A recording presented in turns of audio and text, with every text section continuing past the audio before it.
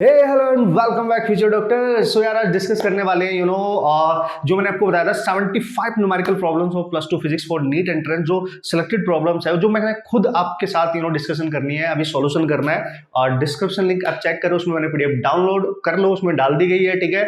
और वो सारे क्वेश्चंस पहले ना आपके सामने होने चाहिए, क्योंकि उन क्वेश्चंस को वन बाय वन मैं यहाँ पे डिस्कस करने वाला हूँ, ठीक है। सीट मेरे पास है, ठीक है, देख सकते हो आप, ठीक है। तो ये मैंने यहाँ पे लिख रखे हैं, सारे क्वेश्चंस मेरे पास हैं और यही पीडीएफ की फॉर्म में आपके पास रहेंगे, as it is hand written है ये। तो मैंने खुद इसको सेलेक्ट करके लिखा है। तो हर क्वेश्चन और जो भी क्वेश्चन मैं यहाँ डिस्कस करने वाला हूँ आज, ये 75 प्रॉब्लम जो होने वाली हैं, ये डायरेक्ट फॉर्मूला और डायरेक्ट कंसेप्ट बेस्ड होने वाली है। तो आपका कंसेप्ट अभी रिवाइज हो जाएगा और आपके डायरेक्ट फॉर्मूले भी इसमें एप्लीकेशन हो जाएंगे, ठीक है। तो 50 क्वेश्चन मैं प्लस वन के और 75 क्वेश्चन मैं यानी प्लस टू के डिस्कस करूंगा। आज की जो डिस्कशन है वो 75 question of plus two physics है, तो बहुत ध्यान से करना। तो सबसे पहले आपके पास ये होनी चाहिए, ठीक है। इसको डाउनलोड कर लेना अभी, तुरंत देखो उसको, वीडियो को दोबारा देखना, ठीक है। फिर सॉल्यूशन देखना इसका, सारे क्वेश्चन पहले खुद से ट्राई कर लेना, फिर सॉल्यूशन तो आपके पास है ही, ओके। ये बहुत जरूरी है और मुझे लगता है कि ये मैक्सिमम क्वेश्चन आप कर लोगे खुद भी, जो नहीं होगा उसकी वीडियो में बना ही रहा हूं, ठीक है। तो हमारे पास चूंकि टाइम कम है, तो इफेक्टिव चीजें हमने देखनी है और कंसेप्ट के साथ साथ फॉर्मूला रिवीजन भी बहुत जरूरी है, ठीक है। So let's see. देखो टाइम नहीं गंवाना है, ठीक है भाई। इस समय टाइम की बहुत बड़ी कीमत है आप लोगों के लिए, टाइम बहुत प्रीशियस है आप लोगों का, ठीक है। तो अब हम क्वेश्चन का डिस्कस कर लेते हैं फटाक से, ठीक है। होप्स हो कि आपके पास दोबारा ये वीडियो आपने रीस्टार्ट करी होगी ये डाउनलोड करने के बाद, और हम यहाँ सॉल्यूशन देखने वाले हैं, ठीक है। Let's see. सो सर, सबसे पहला क्वेश्चन क्या है? सबसे पहले क्वेश्चन में क्लियर बोला है कि electric field due to line charge. Come on, question number 1 मैंने एकदम बेहतरीन बेसिक डायरेक्ट फॉर्मूला बेस लिया है। तो क्वेश्चन नंबर 1 में क्या बोला है आपको कि electric field due to line charge, ठीक है। उसने बोला ड्यू टू लाइन चार्ज। आप ध्यान से रिकॉल करो अपने concept. Due to line charge, line charge का मतलब क्या होता है? जब एक वायर हो आपके पास, कंडक्टिंग रॉड, एक तरीके से आप मान सकते हो, एक वायर मान सकते हो, और वो लाइन चार्ज है और उस पर आपने चार्ज दे रखा है, ठीक है, समझ गए होंगे। Due to and that is long, है ना, इस पे कोई चार्ज दे रखा है, तो उसके पास के किसी डिस्टेंस r पर इलेक्ट्रिक फील्ड कितना होता है, याद करो, ठीक है। आप सबने ये किया होगा। तो यहाँ पे जो इलेक्ट्रिक फील्ड होता था, that is, what is that? दो तरीके से इसको आप लिख सकते हो। कैसे सर? डायरेक्ट फॉर्मूला लिखो या फिर लैम्डा के टर्म्स में लिखो, क्योंकि यहाँ पे चार्ज डेंसिटी या lambda, charge per unit length आपको होता है, ठीक है। तो आप लिख सकते हो 2k लैम्डा बाई r, ऐसे लिख सकते हो, या E इक्वल टू आप लिख सकते हो उसको बॉस, ठीक है। कैसे लिख सकते हैं sir? Lambda over 2 pi epsilon naught into r. R ये डिस्टेंस है इससे यहाँ तक, तो ये आर पे डिपेंड कर रहा है, डिस्टेंस पे डिपेंड कर रहा है। तो ये है आपका फॉर्मूला। आप ऐसे लिखो या फिर ऐसे लिखो, आपकी मर्जी है, ठीक है। This depends upon you. तो आप देख सकते हो उसका ऑप्शन आपको मिल जाएंगे, and this is your first question, ठीक है। तो आपने याद रखना है, जो लाइन चार्ज है मतलब एक लॉन्ग वायर है, उसको हमने चार्ज दे रखा है, ठीक है, समझ गए होंगे आप, ठीक है। लॉन्ग वायर उसको चार्ज दे रखा है, तो लीनियर चार्ज डिस्ट्रीब्यूशन का केस है। तो उसके आसपास के किसी पॉइंट पे जो इलेक्ट्रिक फील्ड होता है वो यही होता है। इंपॉर्टेंट एक्सप्रेशन है ये, है ना। डायरेक्ट आने के लिए, क्वेश्चन आने के लिए आप डायरेक्ट लिख सकते हो, ये आपने याद रखना है। Question number 1 is this. अब बात करते हैं क्वेश्चन नंबर 2 की। ये हो गया direct formula based. Question number 2 में पता है क्या बोला गया है? क्वेश्चन नंबर 2 में बोला गया है, a total charge Q is broken into two parts, Q1 and Q2, okay. एक टोटल चार्ज है हमारे पास, दैट इज Q, और उसके दो पीस बनाए गए, मतलब दो डिफरेंट चार्ज में इसको ब्रेक किया गया है, that is Q1 and Q2, ठीक है। इसको डिवाइड किया गया है। They are placed at a certain distance r from each other, ठीक है। इन दोनों को हमने ब्रेक करने के बाद एक पर्टिकुलर डिस्टेंस पे रख दिया, दैट इज r, कुछ भी मान सकते हो आप, that is distance between them, ठीक है। The maximum force of repulsion between them will occur. अब वो ये बोल रहा है कि इस चार्ज को जब हम इन दोनों में हमने ब्रेक कर दिया, तो इनके बीच में जो मैक्सिमम फोर्स होएगा, है ना, रिपल्सन, क्योंकि सेम ही है, ये इस पे इधर अप्लाई करेगा, ये इस पे इधर अप्लाई करेगा, दोनों एक दूसरे को रिपेल करेंगे। तो इनके बीच में जो फोर्स है ना, फोर्स तो आप निकाल सकते हो कूलम्ब्स लॉ से, K Q1 Q2 over r square, देख लो भाई, है ना। फोर्स तो आप निकाल ही सकते हो, क्या बात कर रहे हो। लेकिन ये फोर्स हमें मैक्सिमम चाहिए, ठीक है। तो हमने पता क्या करना है, फॉर मैक्सिमम वैल्यू, ठीक है, of f we have to differentiate f with respect to the variable charge, है ना। वेरिएबल चार्ज क्या है? यहाँ से अगर मैंने एक चार्ज यहाँ से Q1 बनाया है, ठीक है, तो दूसरे चार्ज की वैल्यू मैं निकाल सकता हूँ Q माइनस Q1 से, ठीक है, क्योंकि इसको दो पीस में डिवाइड किया गया, एक Q1 है Q2। तो Q2 की वैल्यू आप कैसे निकाल सकते हो? देखो भाई, Q में से ही तो ये बना है, तो Q plus Q equal to Q1 plus Q2। अगर आपने Q2 कैलकुलेट करना है तो Q1 को इधर लेके जाओ, तो Q2 की वैल्यू ये रिप्लेस कर सकते हो आप यहाँ पे, ठीक है। और इसको Q1 बचेगा। अब यहाँ पे देखो आपके फॉर्मूले में, अगर मैं Q2 को रिप्लेस कर दूं, that is Q minus Q1, तो वेरिएबल Q1 है, ना कि Q है, ना कि डिस्टेंस है।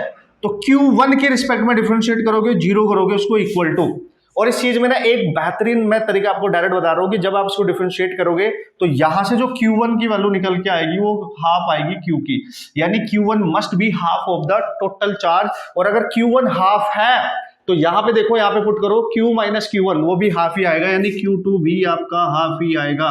ठीक है, Q2 भी आप डायरेक्ट याद रख सकते हैं इसको। या फिर तरीका क्या है सर, इसको डिफरेंशिएट करना है with respect to Q1 equal to करना है इक्वल टू 0, वहां से अपने आप आंसर आपका आ जाएगा। तो आप डायरेक्ट भी समझेंगे डायरेक्ट कैसे सॉल्व किया जाता है क्वेश्चन, और आपको कंसेप्ट भी बताना चाहिए। आप कैलकुलेशन करके देख सकते हो, आप अपने आप सॉल्व करने का ट्राई करना, वरना मैंने आपको डायरेक्ट तो बता ही दिया। This is your question number 2, है ना। और इस पीडीएफ में जो हर क्वेश्चन है उसका आंसर मैंने पहले ऑलरेडी टिक किया, तो आपको आंसर की अलग से देने की कोई जरूरत नहीं पड़ेगी, तो आप कर सकते हैं। क्वेश्चन नंबर 3 क्या है सर, देखो क्वेश्चन नंबर 3 में क्या है, क्वेश्चन नंबर 3 में क्लियर बोला है इलेक्ट्रिक पोटेंशियल इज, कुछ इलेक्ट्रिक फील्ड लाइंस आपको दे रखी हैं, ये है इलेक्ट्रिक फील्ड लाइंस, ठीक है, और इनमें कुछ पॉइंट्स रखे हुए हैं। देखो अच्छा, इस टाइप का जो इलेक्ट्रिक फील्ड होता है आप सबको पता है यार, ये यूनिफॉर्म टाइप का इलेक्ट्रिक फील्ड होता है, यूनिफॉर्म, क्योंकि these lines are parallel and equidistance from each other, you know, parallel lines और हर लाइन के बीच की डिस्टेंस सेम है, तो this type of field is called as uniform. ध्यान देना, उसने बोला इसमें एक पॉइंट रखा हुआ है बी, एक पॉइंट यहाँ पे रखा हुआ है ए, एक पॉइंट यहाँ पे कहीं रखा हुआ है समथिंग लाइक दैट सी। तो वो पूछ रहा है इसमें इलेक्ट्रिक फील्ड तो नहीं पूछ रहा, वो पूछ रहा है कि the electric potential is, A point पे इलेक्ट्रिक फील्ड बी पे सी पे क्या होगा। ध्यान से समझना, अब कंसेप्ट क्या है सर, देखो ध्यान से, इलेक्ट्रिक फील्ड की डायरेक्शन में जाने पे, इलेक्ट्रिक फील्ड की डायरेक्शन में जाने पे पोटेंशियल डिक्रीज करता है, ध्यान रखियो, यानी जैसे जैसे आप इलेक्ट्रिक फील्ड के डायरेक्शन में जाएंगे पोटेंशियल कम होगा। इसका मतलब सर जो पॉइंट इलेक्ट्रिक फील्ड की डायरेक्शन से सबसे पीछे रह गया, देखो सबसे पीछे बी है, उसका पोटेंशियल सबसे ज्यादा होगा, और जो सबसे आ गया वो ए है फील्ड की डायरेक्शन में, उसका पोटेंशियल सबसे कम होगा। मतलब आप यहां पे लिख सकते हो V A less than V C less than VB, तो आप देख सकते हो VB पे जो पोटेंशियल होगा वो मैक्सिमम होगा। समझ गए आप, बस एक पॉइंट रहना याद रखना है कि फील्ड की डायरेक्शन में जा रहे हो तो पोटेंशियल कम होएगा, अपोजिट जाने पे पोटेंशियल बढ़ेगा, तो अपोजिट जाओगे तो सबसे लास्ट में B मिलेगा ना, तो ऑब्वियसली B का पोटेंशियल होगा सबसे ज्यादा। कंसेप्ट भी याद रखना है, क्वेश्चन भी सॉल्व करना आना चाहिए, ठीक है। क्वेश्चन नंबर 4 पे बात करते हैं, ठीक है भाई लोग, क्लियर हो रहा है, क्वेश्चन क्लियर हो रहे हैं, बेसिक कंसेप्ट बेस है, डायरेक्ट फॉर्मूला बेस है, नो वरी एट ऑल, आप आराम से देखते जाएंगे। और ये सॉल्यूशन आप तभी देखोगे जब आप पहले सीट को खुद से सॉल्व करोगे, जो नहीं होगा उसको सॉल्यूशन देखना है, यही ध्यान रखना है, ठीक है, क्योंकि ये बहुत जरूरी है आप लोगों के लिए, ठीक है। क्वेश्चन नंबर 4 में क्या है सर, उसने बोला एक हॉलो स्फेरिकल सेल है, हॉलो स्फेरिकल सेल है आपके पास, ठीक है, आप देख लो, ठीक है, हॉलो स्फेरिकल सेल है जिसका जो पोटेंशियल है changes with respect to the distance r, तो इसकी जो रेडियस है वो r है, और डिस्टेंस आपको पता है यहाँ से यहाँ तक स्मॉल r हो सकती है, या बाहर के डिस्टेंस, अगर अंदर की बात कर रहा है तो स्मॉल r जो होगी अंदर वो कैपिटल R से कम होगी ऑब्वियसली रेडियस से, और बाहर अगर डिस्टेंस बात कर रहा है, कोई पॉइंट अगर बाहर रखा हुआ है तो वो डिस्टेंस ज्यादा हो जाएगी रेडियस, ये तो सबको पता ही होगा, ठीक है, और सरफेस पे जाके वो रेडियस के इक्वल हो जाती है, सिंपल।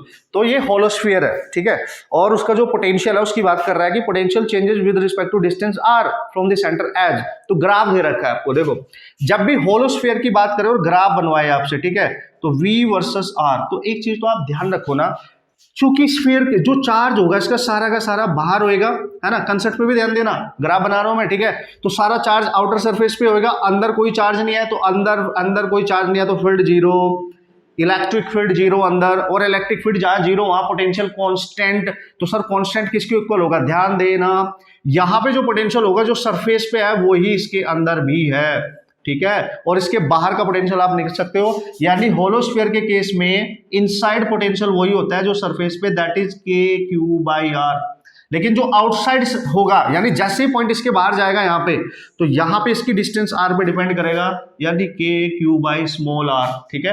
तो ये देखो ये वैल्यू कांस्टेंट वैल्यू है, ठीक है, मतलब अंदर और सेंटर से लेके सरफेस तक सेम है, कांस्टेंट है, यहां से ग्राफ सीधा चलेगा, है ना, कांस्टेंट है, यहां से चलेगा, देखो सेंटर से चलेगा ये रहा, और ये इनसाइड पॉइंट है, और यहाँ पे आते ही सरफेस हो जाएगा, r equal to capital R, surface पे आ जाएगा। उसके बाद ये इनवर्सली प्रोपोर्शनल है, उसके बाद इनवर्सली प्रोपोर्शनल है, तो ग्राफ ऐसा बन जाएगा, समझ गए, फॉर्मूला भी रिवाइज हो गया, कंसेप्ट भी हो गया, ग्राफ भी देख लिया हमने, ठीक है, इसलिए बेहतरीन है, मतलब इन क्वेश्चंस के थ्रू आपके सारी चीजें रिवाइज हो जाएंगी, बस आप देखते जाना, पहले खुद से ट्राई करना, मैं तो हुई फिर, ठीक है, ओके। वो सब बात करते हैं क्वेश्चन नंबर 6 क्वेश्चन नंबर की हम बात करते हैं, जिसमें कैपेसिटेंस इक्विवेलेंट निकाल दिया बिटवीन एक्स एंड वाई, ठीक है। तो you have to calculate the capacitance between X and Y, that is the equivalent capacitance, okay. तो आप डायग्राम आपके सामने आप बिल्कुल क्लियरली देख सकते हो कि किस तरीके से आपने सॉल्व करना है। देखो इक्विवेलेंट निकालने के लिए हमें पहचानना पड़ता है कि कौन सा सीरीज में है, कौन सा पैरेलल में है, समझ गए आप। तो यार अगर वो सर समझ में ना आए तो फिर थोड़ा दिमाग लगाओ, वहां पे कहीं बैलेंस वेस्टर्न ब्रिज वगैरह तो नहीं बन रहा है, सेम पोटेंशियल मेथड तो नहीं यूज हो रहा है, सिमेट्री तो नहीं यूज हो रही है, समथिंग लाइक दैट, ठीक है। अगर इस क्वेश्चन को ध्यान से देखो, अगर किसी अरेंजमेंट में ना एटलीस्ट 5 कैपेसिटर्स हैं या रेजिस्टेंस है, तो बहुत ज्यादा चांस वहां बन जाते हैं कि बैलेंस वेस्टर्न ब्रिज बना के ही क्वेश्चन दिया गया होगा एग्जाम में, ठीक है। तो इतना दिमाग आपने लगाना है, ठीक है सर। अब देखो यहाँ पे, अगर आप ध्यान से देखो यहाँ पे ये अरेंजमेंट इस तरीके से बनाया गया है, ना कोई सीरीज में मिलेगा ना कोई पैरेलल में मिलेगा। लेकिन अगर आप ध्यान से देखोगे, ये वाली जो ब्रांच है जो यहाँ से लेके यहाँ तक ऐसे है, ये वायर यहाँ पे टच नहीं है, तो इसको आप इस यहाँ से उठा के फोल्ड करके इधर लेके आ सकते हो, ठीक है। तो फिर आपको थोड़ा सा अरेंजमेंट अच्छे से दिखने में लगेगा। अगर आप ध्यान से देखो इसमें क्लियरली, ये वाली जो ब्रांच है, अगर मैं इसको इस तरीके से फोल्ड करूं, ठीक है, और इन्हीं पॉइंट्स पे यहां से कनेक्ट कर दूं, समझ गए होगे आप, ठीक है।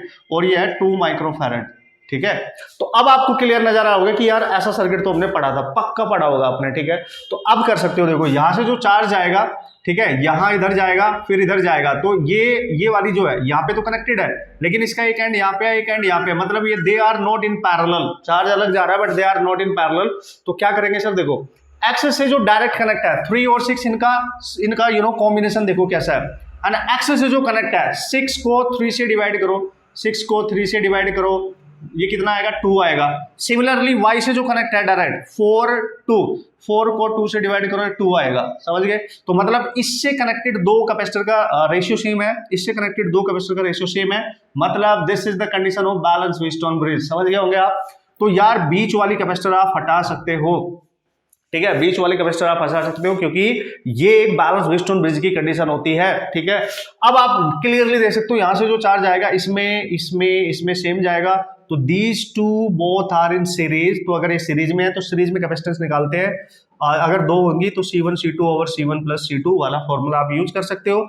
Then this is 6 4/10 and you can write this is 10, you know, okay, 6 4 10 2 हो जाएगा, ये 5 हो जाएगा, तो 12/5 आ जाएगा। तो इनका जो कॉम्बिनेशन आ रहा है 12/5 आ रहा है इन दोनों का। सिमिलरली इधर जो दोनों हैं ये वाली सर ये क्या करेंगी, ये भी सीरीज में है बॉस। तो अगर ये सर सीरीज में है तो 3 × 2, ओके, डिवाइड में 5 ही आएगा, तो दैट इज 6/5। अब आप देख सकते हो एक कैपेसिटर इधर बचा, एक इधर बचा, यानी एक्स पॉइंट अगर ये है तो एक कैपेसिटर यहाँ पे बचा आपके पास और एक कैपेसिटर यहाँ पे बचा आपके पास। Simply this is x, this is y, and this is 12/5 and this is 6/5. Now you can see answer आपको दिखता हुआ नजर आ रहा होगा। पैरेलल में डायरेक्ट ऐड होती है because of this is a parallel combination. आप समझ पा रहे हो, this is a parallel combination.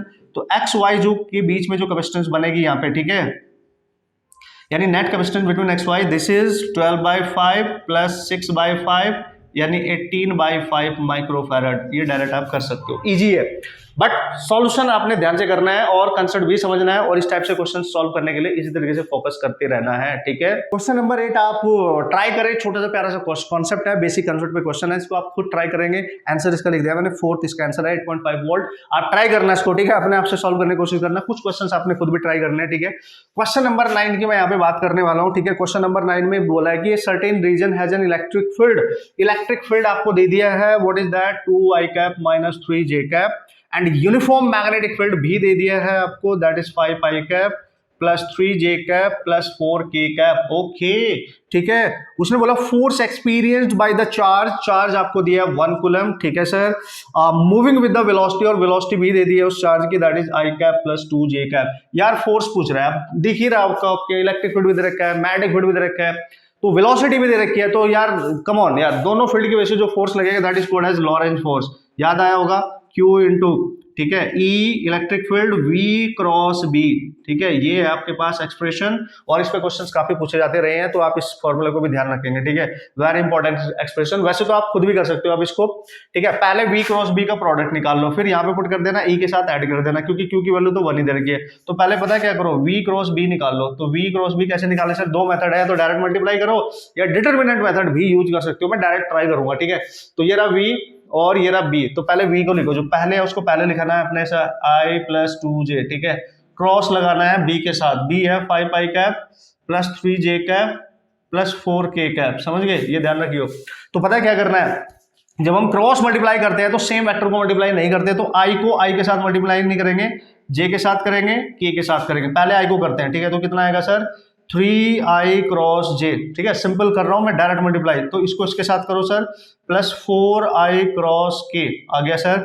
अब जे को जे का साथ छोड़ के बाकी सबके साथ करना है, आई के साथ करना है और के साथ करना है। तो ये बनेगा प्लस 2 इंटू 5 10 हो जाएगा, 10 हो जाएगा, और यहाँ पे जे क्रॉस आई हो जाएगा, जे क्रॉस आई, ठीक है, प्लस, ठीक है, इसका इसमें मल्टीप्लाई करोगे तो 8 हो जाएगा, और यहाँ पे आएगा जे क्रॉस के, ठीक है। अब बस आप आगे तो आपको थोड़ा बहुत तो आता ही होगा यार किस तरीके से हैंडल करना है, ठीक है। क्या करना है सर, देखो 3i क्रॉस जे क्या होता है भाई, आई क्रॉस जे आपको पता है वेक्टर कैसे मल्टीप्लाई करते हैं, ठीक है।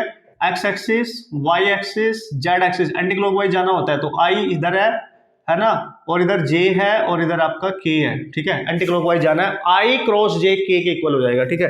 एंटी क्लॉकवाइज मल्टीप्लाई करना है, तो सर ये आई क्रॉस जे ये हो गया के कैप, ठीक है, और ये हो गया आई क्रॉस के है, ये यानी रिवर्स है। देखो हमें के क्रॉस आई करना था, लेकिन ये आई क्रॉस के है, तो माइनस जे होगा, तो -4j हो जाएगा, ठीक है। अब इसको देखो 10, ये j क्रॉस आई है, यानी हमें i क्रॉस j करना है, ये j क्रॉस आई है, ठीक है। तो माइनस का ये हो जाएगा j क्रॉस आई मतलब k हो जाएगा, ठीक है। यहाँ पे बचेगा j क्रॉस k, ये ठीक है, j क्रॉस k i के इक्वल हो जाएगा, तो दिस इज i कैप, ठीक है, सिंपली। तो आप लिख सकते हो उसको यार i कैप 8i कैप, ठीक है, ये आ गया -7 k कैप और -4k j कैप, ठीक है। ये आपको दिख रहा है, और ये वैल्यू आई है v क्रॉस b की, है ना। अभी ये जो वैल्यू आपके पास आई है ये v क्रॉस b की वैल्यू है, इसको यहां पुट करेंगे क्योंकि इसकी वैल्यू 1 है, और e की वैल्यू दे रखी है आपको 2i कैप -3j कैप, और ये +8i कैप, ठीक है, -7k कैप और -4j कैप, ये आया है। इसको ऐड कर लो, आपको फाइनल आंसर मिल जाएगा। ऐड करने से आपको क्या मिलेगा sir, this is 10i cap, ठीक है, -10 नॉट 10 7, ठीक है, ये बनेगा 437 जे कैप और -7k कैप। होप सो यही आपको ऑप्शन होना चाहिए, ऑप्शन आप देख सकते हो, या this is your first option. इस तरीके से आप करेक्ट कर सकते हो, मतलब बढ़िया क्वेश्चन है, आप देख सकते हो, बेसिक कंसेप्ट पे है, फॉर्मूला डायरेक्ट है, आपको कैलकुलेशन थोड़ी सी अच्छी आनी चाहिए, यानी वेक्टर कैसे सॉल्व करते हैं वो भी आना चाहिए, डिटरमिनेंट मेथड भी यूज कर सकते थे, मैंने डायरेक्ट कर लिया क्योंकि मेरे को लगा ज्यादा लेंथी तो है नहीं, ठीक है, ऐसे आप भी कर सकते हो, ठीक है। ओके बॉस, क्वेश्चन नंबर 10 की बात कर लेते हैं, और आपको दिख रहा होगा कि जितने भी क्वेश्चंस यहाँ पे डिस्कस कर रहा हूँ, ये जो भी शीट आपके पास आ रही है, इसमें सारे बेसिक कंसेप्ट बेस्ड क्वेश्चंस है, फॉर्मूला आपके रिवाइज हो जाएंगे, कंसेप्ट आपके रिवाइज हो जाएंगे। सो टेंशन लेने का नहीं, टेंशन देने का, बस फोकस्ड रहे, अपने क्वेश्चन खुद करें, पहले क्वेश्चन खुद करना है, नहीं हो रहा है तो वीडियो सोल्यूशन देखना है, ठीक है, ये बहुत जरूरी है, क्योंकि आपने पहले अपने आप को देखना है कि मैं कर पा रहा हूँ कि नहीं, और हो जाएंगे, मेरे को पता, मैक्सिमम क्वेश्चन आप मेरी हेल्प के बिना ही कर लोगे। अब क्वेश्चन नंबर 10 में पता है क्या बोला है, क्वेश्चन नंबर 10 में बोल रहा है कि if a magnetic dipole of magnetic moment m situated in direction of the magnetic field, suppose करो यहाँ पे मैग्नेटिक फील्ड कुछ इस तरीके से आपको दे रखा है, और इसी की डायरेक्शन में एक डायपोल है जिसका डायपोल मोमेंट इधर है, ठीक है, डायपोल मोमेंट सेम डायरेक्शन में फील्ड की, तो जब डायपोल मोमेंट और फील्ड सेम डायरेक्शन में होना तो उनके बीच का एंगल 0 डिग्री होगा, ये ध्यान रखना, ठीक है। तो फिर क्या बोल रहा है सर, उसने बोला कि if this is rotated bye 180 degree, अगर इसको रोटेट कर दे 180 डिग्री से, मतलब अभी इसकी डायरेक्शन इधर है तो ये जस्ट रिवर्स हो जाएगा, तो आपका m इधर हो जाएगा, तो m इधर b इधर, तो इनके बीच का एंगल हो जाएगा θ2 180, ये दिख भी रहा है कि 180 डिग्री से अगर रोटेट कर दे तो भाई इसको करने के लिए कितना वर्क डन करना पड़ेगा, तो याद रखियो वर्क डन जब भी निकालना पड़े डायपोल को रोटेट कराने के लिए मैग्नेटिक फील्ड में -mb cos final angle θ2 minus cos of initial angle θ1, put कर दो आंसर आ जाएगा, पुट कर दो, ठीक है, cos of 180 minus cos of 0, ठीक है, ये बनेगा -mb cos 180, आपको पता है मैंने बताया भी था कि ये याद रखना -1, और ये भी -1 -2 यानी 2mb, ठीक है, ये m क्या है डायपोल मोमेंट, b क्या है magnetic field, this is your correct answer, that is the second option, ठीक है, कर लोगे, हो जाएगा, टेंशन नहीं लेने का, ठीक है। क्वेश्चन नंबर 11 के बाद चलते हैं बॉस, और उसको उड़ा डालते हैं। ये रिलेशन ना बहुत ऑसम है, बहुत इंपॉर्टेंट है आप लोगों के लिए, इस रिलेशन को याद करके जाना बहुत अच्छे से, इस पे क्वेश्चन डायरेक्ट आ सकता है, रिलेशन पूछा जा सकता है। What is that, the relation between charge flown and the change in magnetic flux. जब भी ये पूछे आपसे कि चार्ज फ्लोन यानी delta Q and delta phi के बीच में रिलेशन पूछे, चार्ज और फ्लक्स के बीच में, तो समझ जाना एकमात्र formula, you can use this, ठीक है, जो चेंज इन चार्ज है ना, जो चार्ज फ्लो कर रहा है, वो change in flux over resistance, ये इसकी वैल्यू होगी। याद रखिए boss, this is the required relation between flow on charge and the change in flux. Direct question आ सकता है या डायरेक्ट रिलेशन पूछा जा सकता है, very important for your entrance examination, ठीक है। This is your question number 11 जो कि आपको पता होना चाहिए दोस्तों। तो 11 क्वेश्चन हम कर चुके हैं, उनका डिस्कशन है ना। एक क्वेश्चन अभी मैंने छोड़ा है आप लोगों के लिए, वो आप ट्राई करें। क्वेश्चन नंबर 12 में कुछ है ही नहीं यार, ये मैंने क्यों दे दिया, बस इसलिए दे दिया, शायद आपको फॉर्मूला याद रखना है इसका। क्यों याद रखना है, क्योंकि मेंस में मैंने देखा है इस पे डायरेक्ट क्वेश्चन आए हैं डायमेंशंस वाले, ठीक है। उसने बोला है magnetic potential energy stored in inductor coil. यार आपको पता है, ठीक है, जो कॉइल होती है आपके पास उसमें जो एनर्जी स्टोर होती है, ठीक है, मैग्नेटिक, वो क्या होती है, हाफ Li², यही होती है ऑब्वियसली। तो ये सेल्फ इंडक्टेंस कोएफिशिएंट है, ये उसकी करंट है, बस यही याद रखना है आपने, ठीक है, यही याद रखना है, वेरी वेरी वेरी इंपॉर्टेंट, ठीक है, यही याद रखना है आपने, ठीक है। तो सर ये होती है, बिल्कुल ये होती है, ठीक है। चलो भाई, तो ये हो गया हमारा क्वेश्चन नंबर 13 में भाई देखो, मैं पूरा सॉल्यूशन नहीं कराऊंगा आपको, बस बताऊंगा कि ये याद रखना आपने, बहुत इंपॉर्टेंट रिजल्ट है डायरेक्ट क्वेश्चंस के लिए, डायरेक्ट फॉर्मूला के लिए। उसने बोला circular wire of radius R rotated about its own axis with angular velocity omega in magnetic field B perpendicular to its plane and the induced EMF is. जब भी कभी किसी मैग्नेटिक फील्ड में, किसी मैग्नेटिक फील्ड में, ठीक है ना, मैग्नेटिक फील्ड में सर्कुलर वायर है और जिसकी रेडियस r है, रोटेट कर रहा अबाउट इस ऑन एक्सिस, ठीक है, इस तरीके से वो रोटेट कर रहा होगा, अगर अपनी एक्सिस के अबाउट इसमें घूम रहा होगा, तो इसमें ये होता है आपके पास, ठीक है ना, ये होता है आपके पास। सो ये याद रखना है आपने फॉर्मूला, यानी रिंग घूम रहा है, डिस्क घूम रही है, ठीक है ना, रोटेट कर रही है, एक रॉड रोटेट कर रही है, ठीक है, बस इसकी रेडियस आ जाएगी, रॉड की यहाँ पे लेंथ आ जाती है, ठीक है, ये आप ध्यान रखेंगे। तो half B omega square R, ये फॉर्मूला आप याद रखें, ये इंड्यूस्ड ईएमएफ यहाँ पे रोटेशन की वजह से मैग्नेटिक फील्ड में इंड्यूस होता है, तो you have to remember this formula, that is important, ठीक है। सो नेक्स्ट क्वेश्चन है 14 एंड उसमें बोला गया है कि in a transformer number of turns in primary coil are, यानी ट्रांसफॉर्मर के कंसेप्ट अगर आपके क्लियर हैं होंगे, बिल्कुल फॉर्मूला आपको पता होना चाहिए, ठीक है। मैं कहाँ लिखूं, यहां लिख देता हूं, ठीक है, इजिली यहीं से हो जाएगा ये। And this is your question number 13 का आंसर है ये, ठीक है। And this is your question number 14, ठीक है। तो उसने बोला कि एक ट्रांसफॉर्मर है जिसके प्राइमरी जो कॉइल है उसमें नंबर ऑफ टर्न्स दे रखे हैं, यानी N1, प्राइमरी कॉइल को हम N1 मानते थे, याद करो, ठीक है। And that is secondary coil के भी दे रखे हैं, सेकंड कॉइल दे दिए सर 280, ठीक है, 280 दे दिया आपको, ठीक है ना। And if current in primary coil is 4 ampere, तो वाहियात इजी हो गया।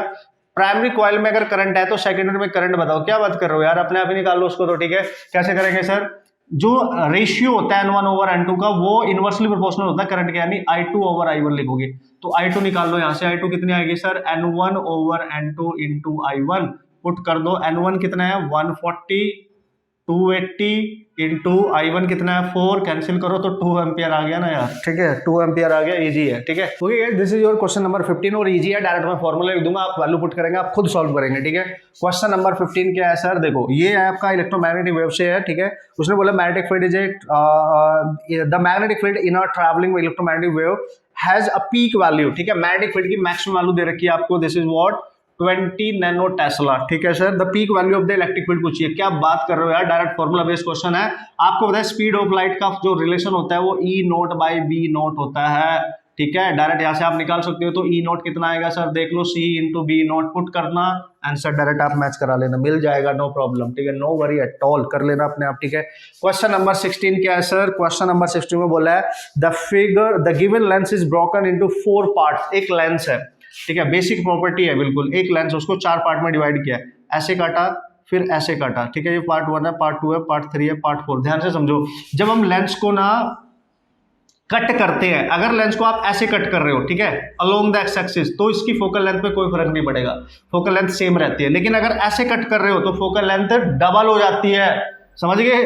तो यार इस पार्ट की देखो, इस ऐसे कट करने से ये पार्ट 1 बन गया, 2 3 4, तो ऐसे कट करने से इतना लेंस अलग हो गया ये, ठीक है। उसने बोला इन सबको कॉम्बिनेशन में रख दो, तो ये रख दिया कॉम्बिनेशन 1, ठीक है, इस तरीके से रख दिया आपको, ठीक है, दूसरा, फिर तीसरा, फिर चौथा, मैंने मतलब जस्ट आपको बता रहा हूँ 2 3, और ये कॉम्बिनेशन है इनका, याद करो इसकी focal length F1 F2 F3 F4 है, और इन सब की फोकल लेंथ 2F होगी, सबकी फोकल लेंथ, क्योंकि इसकी भी इसकी डबल हो जाएगी, ऐसे काटने से नहीं, 4 पार्ट बन गए, हर एक की डबल, और चूंकि कॉम्बिनेशन है तो कॉम्बिनेशन की फोकल लेंथ का फॉर्मूला होता था 1/f1 1/f2 1/f3 plus 1/f4। Solve करना, वैल्यू पुट करो, सबकी फोकल लेंथ 2f पुट करो, मेरे को आंसर बताना क्या आ रहा है। सेकंड ऑप्शन आएगा f/2, सॉल्व करना अपने आप, ठीक है। कंसेप्ट मैंने बता दिया है, ठीक है, कंसेप्ट मैंने बता दिया, ठीक है। अब हम चलते हैं क्वेश्चन नंबर 17। क्वेश्चन नंबर 17 क्या बोल रहा है हमारे को, ये भी डायरेक्ट है यार, मतलब वाओ, मजा आ जाएगा। जैसे मैंने आपको बोला फॉर्मूला बेस्ड है, कंसेप्ट बेस्ड है, डायरेक्ट क्वेश्चन सॉल्व किए जा सकते हैं। Focal length of the objective of telescope, है ना, टेलीस्कोप समझ गए। टेलीस्कोप में ऑब्जेक्टिव की फोकल लेंथ f0 दे रखी है 60 सेंटीमीटर। बात को समझो, है ना, टेलीस्कोप का ऑब्जेक्टिव बड़ा होता था, ठीक है, और उसका जो आई पीस है वो कम छोटा होता है। तो जो ऑब्जेक्टिव है इसकी फोकल लेंथ f0, इसकी फोकल लेंथ f3, इतना ध्यान आ गया होगा आपको। मैग्निफिकेशन दे रखा है इसका 20, तो fe पूछ रहा है, क्या बात कर रहे हो यार। तो जब भी कभी फोकल लेंथ और मैग्निफिकेशन गिवन और कोई एक फोकल लेंथ मिसिंग हो और कुछ भी डिफाइंड ना हो कि कंडीशन कौन सी, इमेज कहां बन रही है डिफाइंड ना हो, तो इमेज हमेशा इन्फिनिटी की लेनी है कि इमेज बन रही है इन्फिनिटी पे, समझ गए, this is the condition. Okay, so normal adjustment condition आपने लेनी है, ठीक है। तो क्या करेंगे सर उसके लिए आप फॉर्मूला यूज कर सकते हैं f0 ओवर f डायरेक्ट, इसमें वैल्यू पुट करो, आपने f निकालना है। तो देखो f कितना आ रहा है आपके पास, f0/m, डायरेक्ट यहाँ पे पुट करो, आंसर करो, ठीक है। खुद बताना, मेरे को दिख भी रहा है तुम्हें 3 आएगा, कम ऑन गाइस 3 आएगा यार, क्या बात कर दी, ठीक है। क्वेश्चन नंबर 18, क्वेश्चन नंबर 18 में क्या है sir, very important, very important. एक क्वेश्चन प्रिज्म से तो 100% आता है, हर साल ही पूछा जा रहा है। Angle of incidence of a ray of light at refracting surface of a prism is, incidence angle दे रखा है, समझना, यानी यहां पे लाइट टकरा रही है और ये एंगल आपको दे रखा है 45 डिग्री, यानी आई, इंसिडेंस एंगल आपको दे दिया है, ठीक है ना। The angle of prism is 60 degree और 3 प्रिज्म एंगल भी दे दिया 60 डिग्री। तो आपसे बात कर रहा है, if the ray suffer minimum deviation then the minimum deviation angle is what, उसने बोला फॉर मिनिमम डेविएशन, ठीक है, डेल मिनिमम निकालना है। तो यार याद रखना, मैंने आपको, अगर आपने मेरी कंसेप्ट वीडियो देखी है जो ऑल इंपॉर्टेंट फॉर्मूला वाली, उसमें सब कुछ बता रखा है मैंने।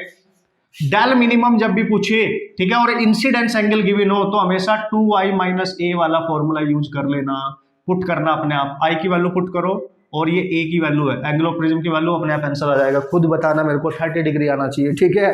क्वेश्चन नंबर 19, क्वेश्चन नंबर 19 में क्या है सर, क्वेश्चन नंबर 19 में कुछ भी नहीं है, उसने बोला रिजॉल्विंग पावर ऑफ माइक्रोस्कोप, ये भी मैंने आपको बहुत अच्छे से एक्सप्लेन किया था और ये आपने याद रखना है। रिजॉल्विंग पावर जो होती है ना, आरपी, माइक्रोस्कोप की होती है 2 mu sine theta over lambda, formula direct, you have to remember, direct ही पूछा जाएगा, न्यूमेरिकल भी आ सकता है, याद रखना है, और डायरेक्ट फॉर्मूला भी पूछा जा सकता है, ठीक है।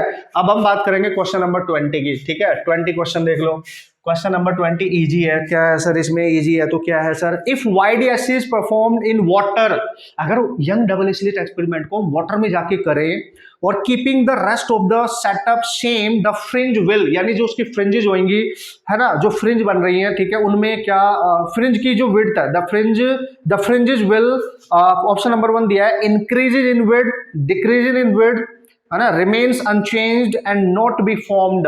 विड्थ की बात कर रहा है, फ्रिंज विड्थ, याद करो फ्रिंज विड्थ बीटा होता था और उसको हम लिखते थे लैम्डा डी बाय डी, ये होता है फ्रिंज विड्थ का फॉर्मूला। और अगर हम इसको वाटर में कर रहे हैं, लैम्डा के डायरेक्टली प्रोपोर्शनल है। लैम्डा, अगर आप ध्यान से देखो, जो लैम्डा होता है वो म्यू के इनवर्सली प्रोपोर्शनल होता है, ठीक है। तो जो बीटा होगा वो म्यू के इनवर्सली प्रोपोर्शनल होगा, और बीटा बढ़ेगा, म्यू बढ़ेगा, मीडियम का रिफ्रैक्टिवनेस बढ़ेगा तो बीटा घटेगा, ठीक है, बीटा घटेगा। तो इसका मतलब यहाँ बीटा कम होगा। अगर आप एयर से डेंसर मीडियम में जा रहे हो तो फ्रिंज विड्थ डिक्रीज करेंगी, बस ये याद रखो। Second option is correct, so you can solve. Okay, so question number 21 is important question, इसमें कोई शक नहीं है, कोई डाउट नहीं है। What is that sir, in A common base mode, सबसे पहले तो पढ़ लो कॉमन बेस है, ठीक है, और ये मैंने बहुत सही तरीके से आप लोगों को इसकी टॉप 10 न्यूमेरिकल भी बता रखे हैं, कंसेप्ट वाली वीडियो भी डाल रखी है। कॉमन बेस मोड है, ठीक है, कॉमन बेस मोड है आपके पास। सबसे पहले ये समझो, कॉमन बेस में जो एम्प्लीफिकेशन फैक्टर रेशियो होता है, ठीक है ना, वो क्या होता है, वो अल्फा यूज होता है यहाँ पे, ठीक है, ठीक है, वो अल्फा यूज होता है, ध्यान से समझना। कॉमन बेस में अल्फा होता था और कॉमन एमीटर में बीटा होता था, ठीक है।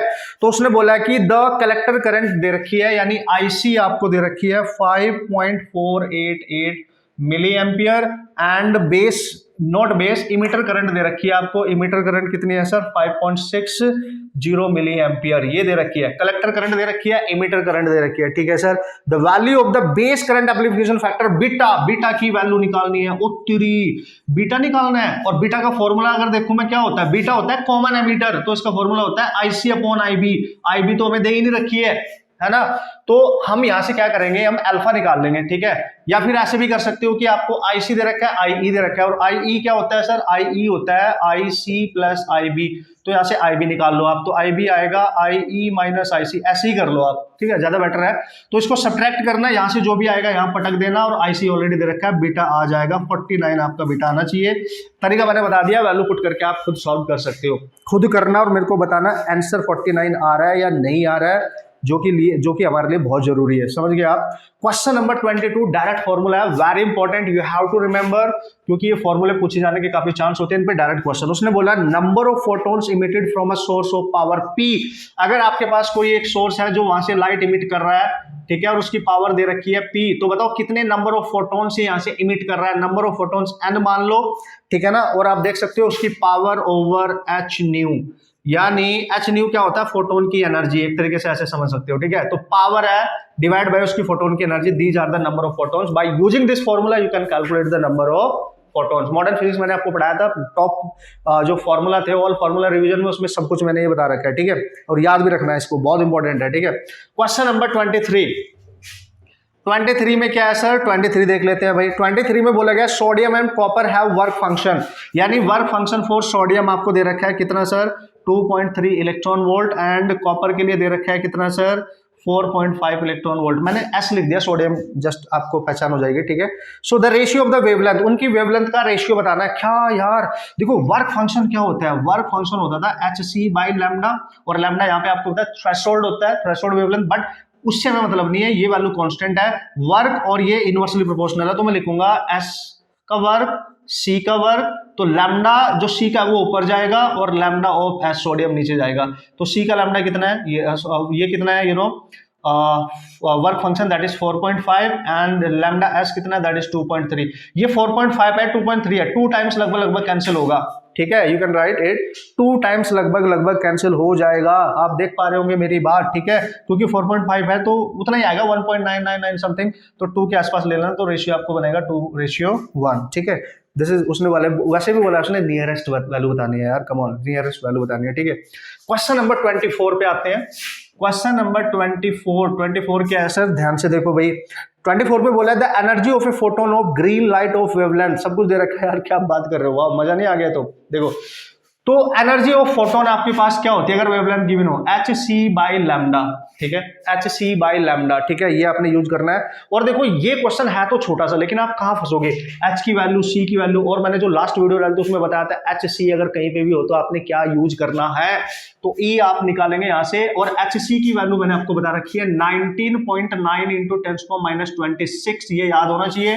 लैम्डा आपको दे रखा है 5000 एंगस्ट्रॉम, ठीक है, 5000 एंगस्ट्रॉम है आपका, मतलब ये हो जाएगा दैट इज 3 - 7, ठीक है। आप सॉल्व करेंगे और आपको आंसर मिल जाएगा 3.973 के आसपास इंटू 10⁻19 जूल में है, चूंकि जूल में है, इलेक्ट्रॉन वोल्ट में नहीं है, जूल में है, तो याद रखना। और यही मेरा तरीका था कि ये आपको डायरेक्ट याद होना चाहिए और इसकी वैल्यू डायरेक्ट ये है, और ये मैंने लास्ट वीडियो में डाली थी, समझ गए, जिसमें मैंने आपको सिखाया था कि आप इजीली कैलकुलेशन कैसे कर सकते हो, ठीक है। आ गया ना, काम आ गया ना बॉस, ठीक है, इस तरीके से आप उड़ा सकते हो क्वेश्चन, ठीक है सर।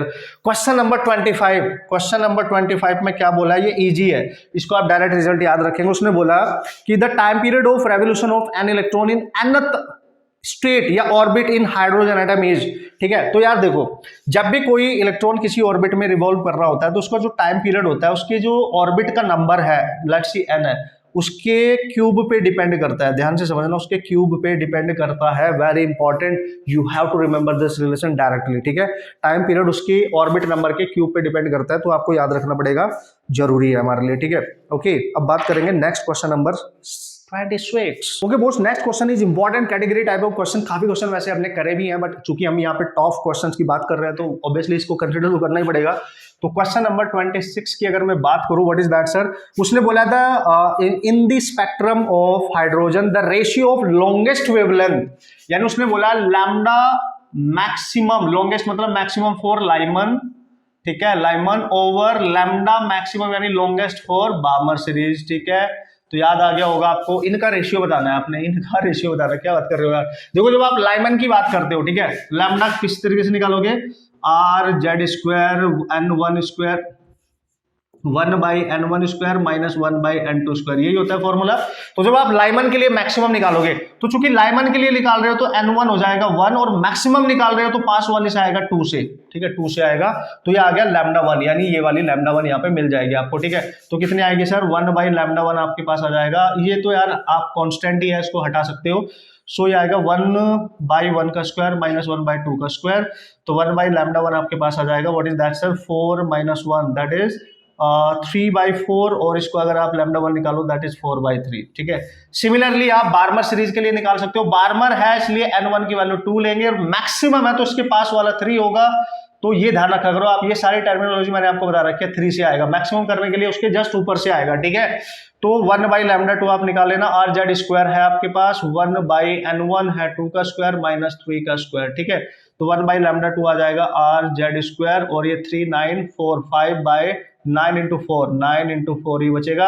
λ2 निकालो, रिवर्स करने के लिए इसको छोड़ सकते हो, तो 9 × 4/5 आ जाएगा, ठीक है। ये अब रेशियो आप पुट अप करो तो ये आएगा 4/3 एंड ये आएगा 9 × 4/5, ठीक है। तो आप कैंसिल वैंसिल कर सकते हो, 4 से 4 कैंसिल हो गया है, ठीक है जी। तो ये जाएगा 5/9 27, ठीक है। ये बन गया आपका आंसर, आपको दिख रहा होगा। क्वेश्चन नंबर 27 की बात करते हैं। 27 में क्या बोला है, क्वेश्चन नंबर, देखो ये लिटिल बिट थोड़े से लेंथी बन जाते हैं क्योंकि इनमें फॉर्मूला यूज करके हमें सॉल्यूशन करना ही पड़ेगा, तो इसलिए आपने ध्यान देना, बट इजी है, ठीक है। उसने बोला एक रेडियो एक्टिव रिएक्शन हो रही है और उसमें यूरेनियम दे रखा है आपको 92 238, ठीक है, 238, ठीक है, और ये पीबी में कन्वर्ट हो रहा है, दैट इज 82 206। क्या बात कर रहे हो यार, ऐसा क्वेश्चन हर साल आता है और मैंने बेहतरीन ट्रिक आपको बता रखी है इसको सॉल्व करने के लिए।